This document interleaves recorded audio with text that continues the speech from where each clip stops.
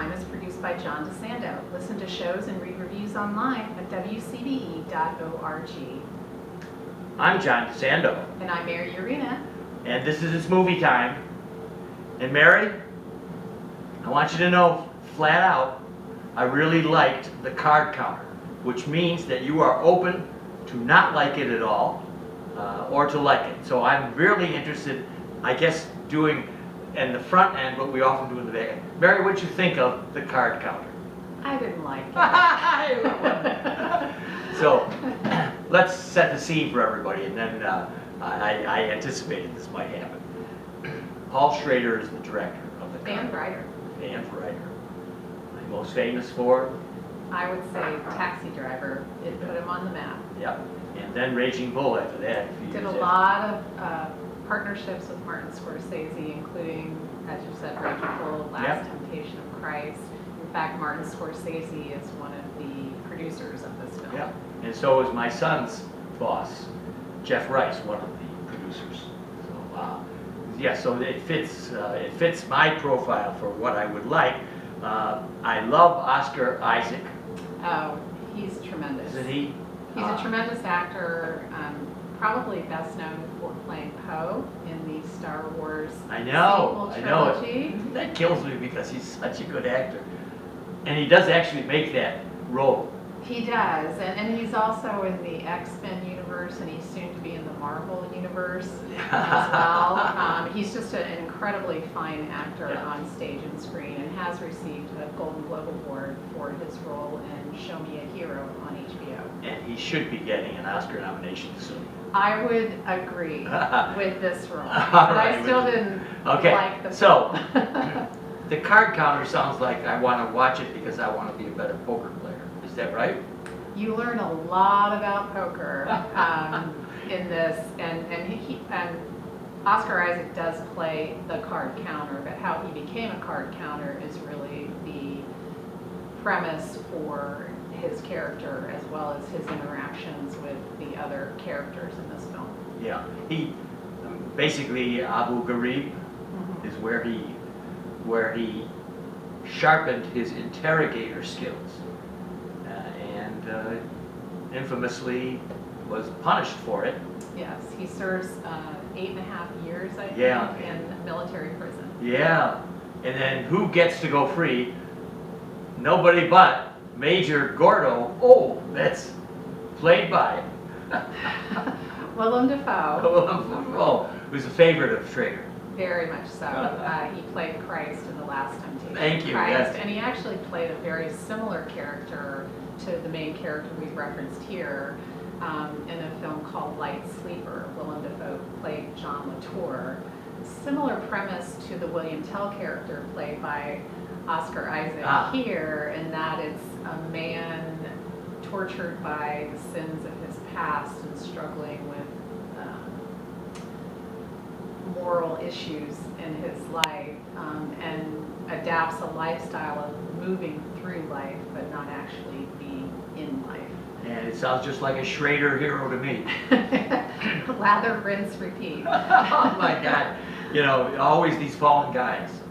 Yeah, it's a definite theme, you know, where you have these, I heard Oscar Isaac describe it as man alone in his room, but I would say more likely man alone in his head. He's great. As soon as you can adjust to his wrapping all of the furniture in his motel room, wrapping it with, and then securing it with twine.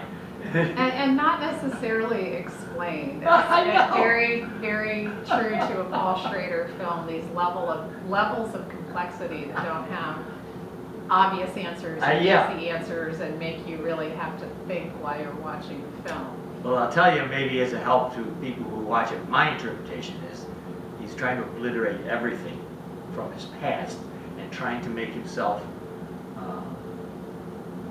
secret to anybody, even casinos, that would want to pursue him.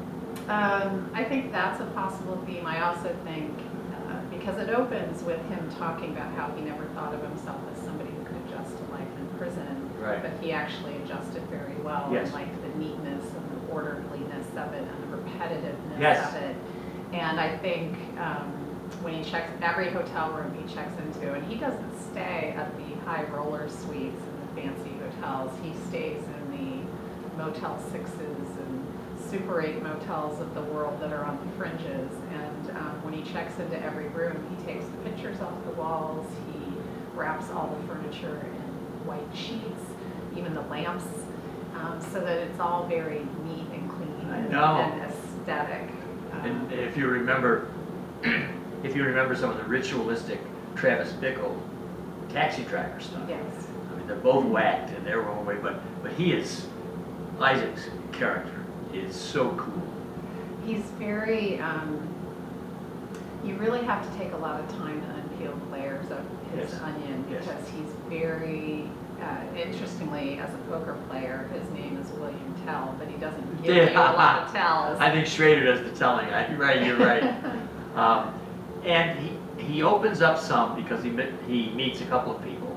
Right, he's in this world that he's constructed for himself after prison, where he's playing in the, not the high roller poker games, more of the lower level poker games, winning just enough and then walking away, just to get by, just to survive. He does not want to be noticed. Doesn't want to be noticed at all, doesn't really want to connect with people. Basically, in learning how to count cards, and then subsequently playing poker is like watching paint dry.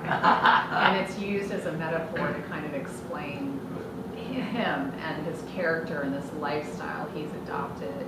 But that gets interrupted by a chance meeting with a young man named Sept with a C, played by Ty Sheridan. Yes. And by a poker pimp, if you will, a poker agent, played by Tiffany Haddish. A little bit out of her range. Out of her range in terms of she's better known as a comedian and comedic actress. Yes. She's actually won a Grammy Award for one of her comedy albums. Yeah.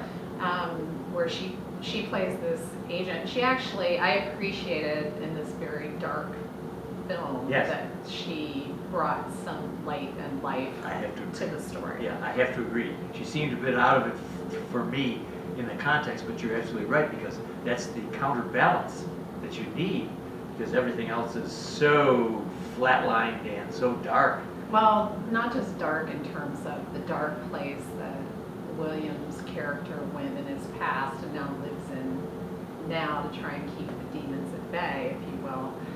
But then just the film itself, it does not show the glitz and glamour side of gambling in Las Vegas. It is very seedy. I think the worst ones to come off are the ones in the Midwest. I know it begins in Atlantic City maybe, but then he goes, and they're all the same. Yeah. Yeah, they're just characterless. And his camera usually stays back to allow people to get lost at the tables. Yeah. I mean, well, Mary, it sounds like a film that could be liked. For a certain part of the population, probably yes. But I liked aspects of it. I like especially Oscar Isaac's performance, but I did not enjoy sitting in the theater watching this film, and in fact was fighting to stay awake. And if you hadn't asked me to review I know that. I might have walked out like the two people in front of me did. Well, one of our mutual acquaintances shares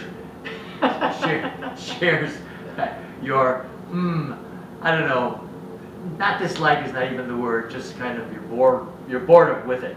And this is the very thing I love, which you know. I like the slow exposition. I love the revelation of character, not immediate, but distributed throughout.